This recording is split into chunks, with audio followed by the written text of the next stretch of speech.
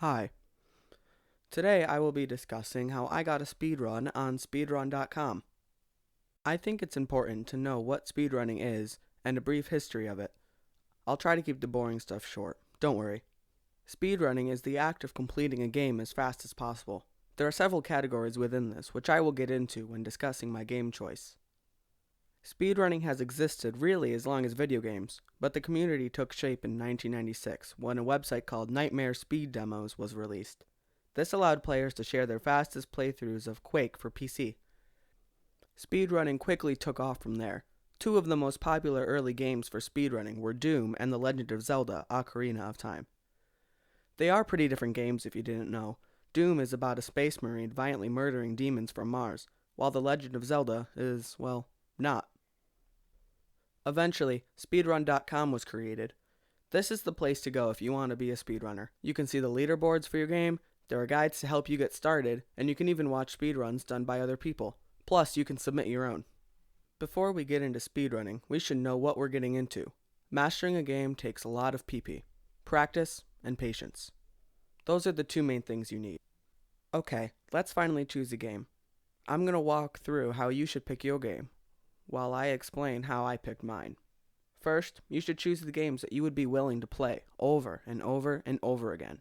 For me, those games are The Last of Us, Resident Evil 2, Superhot VR, Alien Isolation, Resident Evil 3, BioShock, Doom 2016, Minecraft, and BioShock Infinite.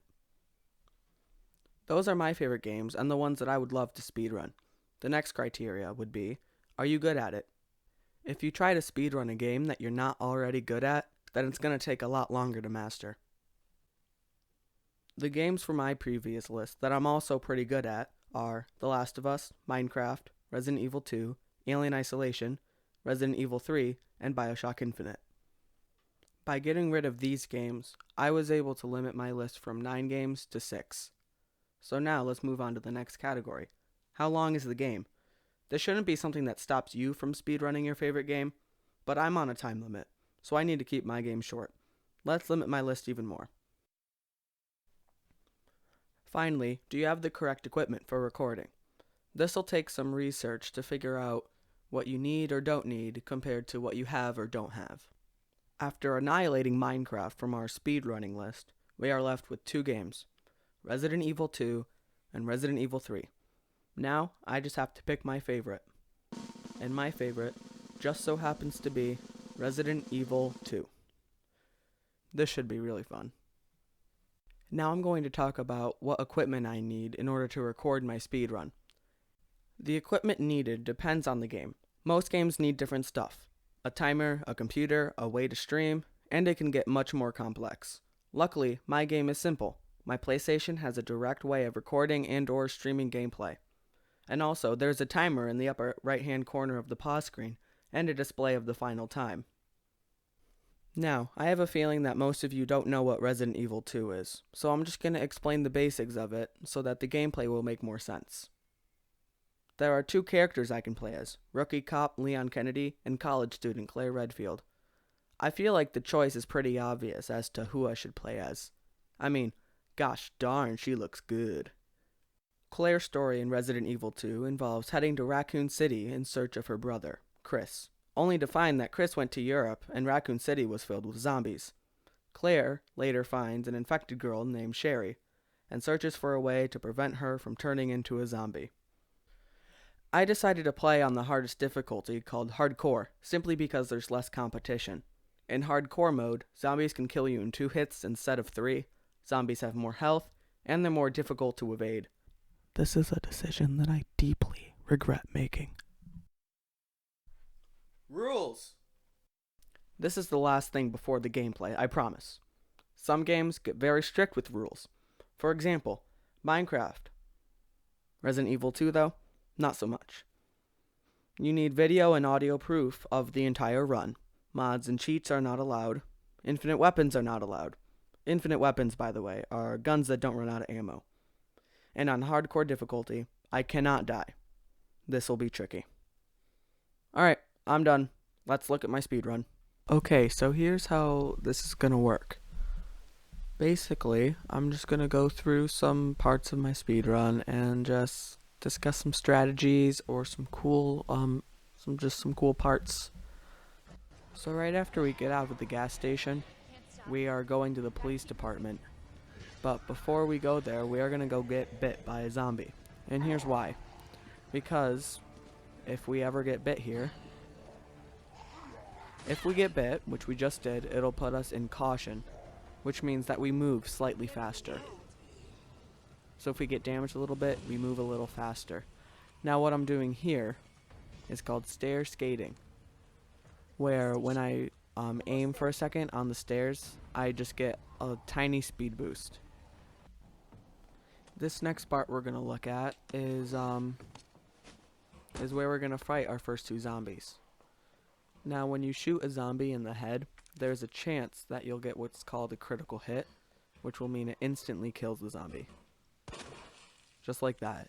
His head just kind of blows up. And it happens with this zombie too. See, with Resident Evil zombies, you have to be careful, because you have to know when they're dead. Because sometimes you can't really tell, and then they'll get back up to scare you later. There's another technique that I like to call kneecapping, where in hardcore difficulty, if you shoot a zombie in the knees, they'll get stunned and you can run right by them without getting hit. And this hallway right here is a good example of that. See, I shot him in the knees and then he got stunned. And then there's another zombie further up that I do the same thing to. Shoot him in the knees and then I just run right by him. Now we are going to take a look at the first boss fight. Now this took me quite a while to get down, but in order to defeat him the fastest, you need 2 knives, a grenade, and a flashbang. So as soon as you're ready, just run up to him and start slashing him with the knife. You want to stay on his right. Oh wait, hold on. Stay on his right so that when he starts swinging at you, then he'll miss. Just watch. And then he'll kind of just like be stunned, I guess. And then you'll get the flashbang and stun him again. And then you can just keep slashing him. And then you take the grenade. Oh, not yet.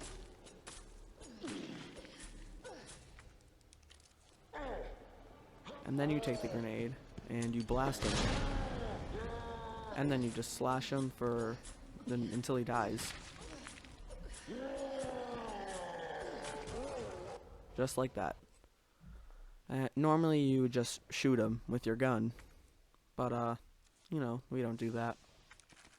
That's not the cool guy way. So now we are going to head from the police station to the orphanage. But when we insert the card to open the garage, Mr. X, the tyrant, comes chasing after us. So we're just going to loop around this car and just go through the gate and pick up this healing item on our right. Now this strategy that I use is pretty difficult, and this is the first time in a while that I've done it right. So we're going to get by here and wait for the gate to come down, and then we're going to kneecap that zombie. Just in time to get by him. Looks like the only way forward. And now these dogs. These are the zombie dogs, which are very annoying to deal with. But they're not. If you run in a straight line, they will not bite you. Watch this right here. See, he practically just ran through me. Didn't even care. Same thing here. We're just going to run through this door and run in a straight line.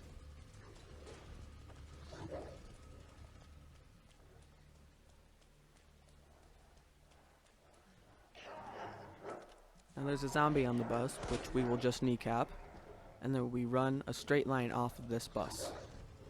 See, the dog barely missed us, and then we can just run straight to the gate. Okay, this is my least favorite part of the game. I hate this part. It is scary, and it is difficult. So basically, we just have to get to the other side. Oh yeah, we're in the sewers, by the way. How nice. So I have to shoot this guy and then run by him. And then I'm going to pause it because a lot of stuff can happen. Well, two things can happen. We run at that wall, and then either that guy on the left side of the screen, he either grabs us or he barely misses us and we can run right by him. And of course, he grabs us. But it is a good thing that I have a grenade that I can use to defend myself. And then I can run right by him where he barely misses me. And then this guy, he's coming out of that pipe. He won't get us either. And then, when we get what we need from that building, we have to go all the way back. Now, sometimes there will be one of those monsters right there waiting for us, and that's a good thing if it is, because that makes it easier. But, in this case, he's actually further up. Like, he's like directly in our way. Right there, see? And it makes it really difficult. But luckily for us, he just completely missed his swing, and he just moved out of the way a little bit. So that was actually kind of perfect. And then right here, this is kind of funny. That monster will come just running up to us, and then he'll try to tackle us for some reason, and then we can just run around him, and we're all set. Scariest part of the game over.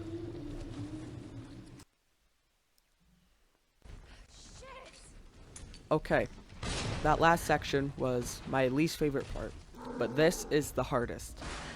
This is a new boss fight, and it is very difficult. At least it was until I figured it out. So basically this gun, I actually forgot what it was called. Oh, the spark shot. We would just shoot him with it, and we would stun him, and then every time he would do that overhead swing, we would just shoot him in his eye and stun him. It does a lot of damage, and so we just want to hit him as much as possible with it. But we do want to save a few shots.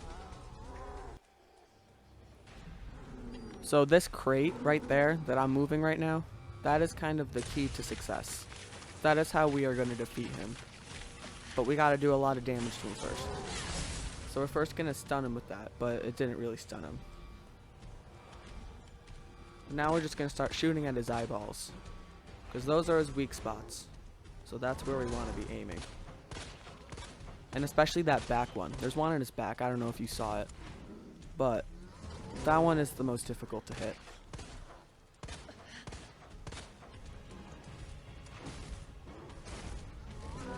And so if we hit all of them, he should go down, just like that. He'll go on his knees, and then we will take out a knife and we will start slashing him. Just like we did with the first boss. And then after a few slashes, we'll use our spark shot, and that'll end up doing a lot of damage. And now we just have to work on putting him down for the second time.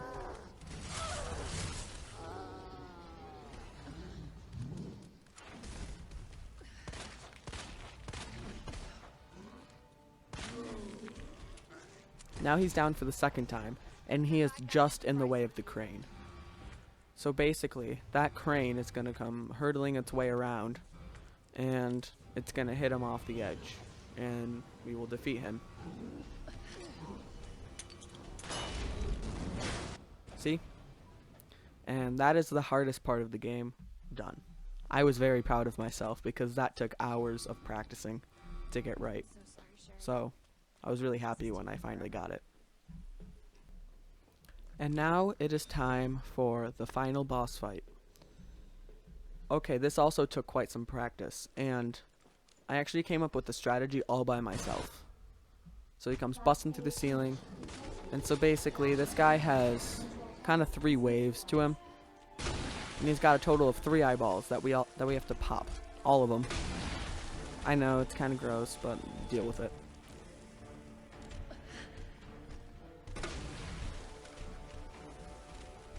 And so we got the one on his knee, and we also got the one on his back, so now we're just focusing on the one on his shoulder.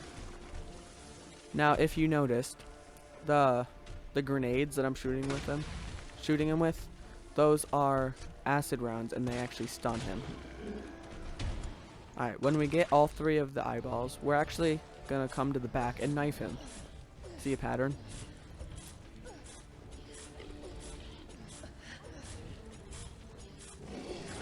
And then he's starting to get up, so we'll get in a few more swings and we will start shooting his eyeballs again.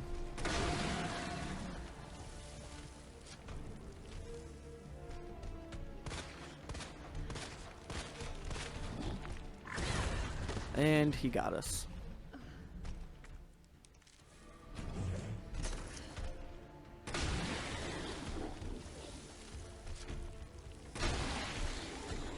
Just like that, we got 2 of the eyeballs, and now we're left with that front one again.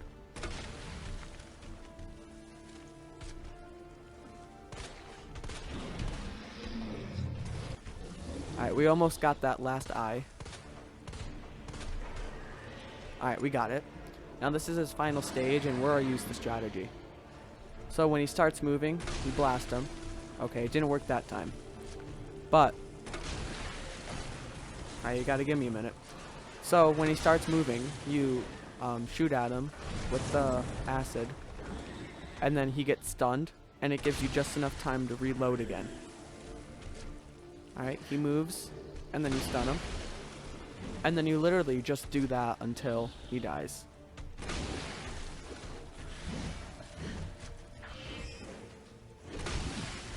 Okay, I messed up there, but don't worry about that.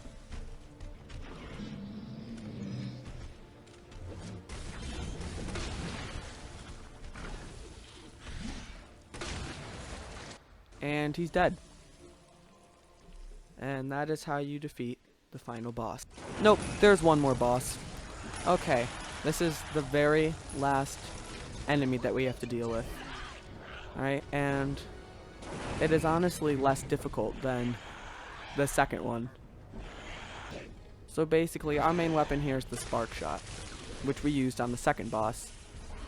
Now this guy, he's just, his whole stomach is eyeballs. And he is actually immune to damage everywhere else. Like, he only takes damage when you shoot him there.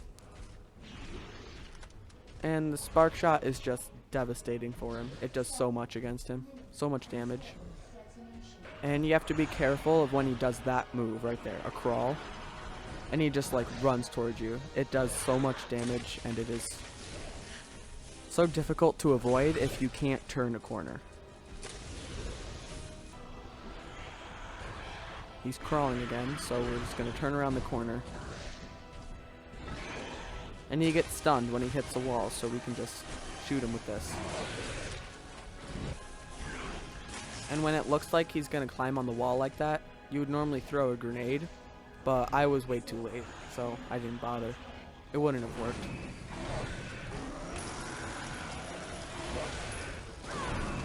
And he hit me. He jumped off the bus. Or more like the subway. I don't know. And I missed the last bullet of the spark shot. So now we're going to whip out our minigun. And we're just going to blast him with it.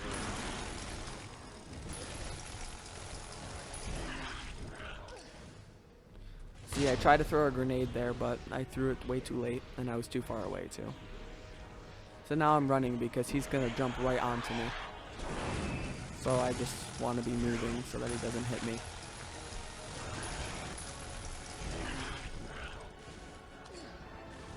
I tried the grenade again, didn't work. So this time he's probably going to go onto the train, so I got my minigun ready. And I was able to knock him off the train, so that's good. And this was when I realized that I was in trouble. I did not have many minigun bullets left. And all I had was my puny little handgun. So I had to take him down. I had to do like the last third of his health with just a pistol. And this is when I thought the run would be over. And if you notice the timer on the top, if that reaches 0, then I lose, and the entire run would be over. And so I had to go quick, but like the pistol only does so much damage. And this was when I got really happy, because now he is in his final form, when he's just crawling on the ground, pleading to not be finished, I guess. He's trying to attack us, but he can't. He's way too slow. And then, with like 20 handgun bullets left, I defeated the final boss, and I beat the game.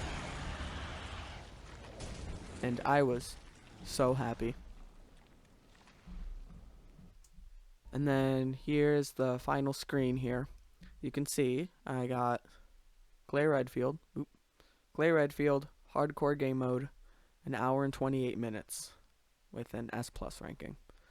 So, yeah, those were all of the important parts, I guess. All the difficult parts, all the interesting parts. And I hope you enjoyed.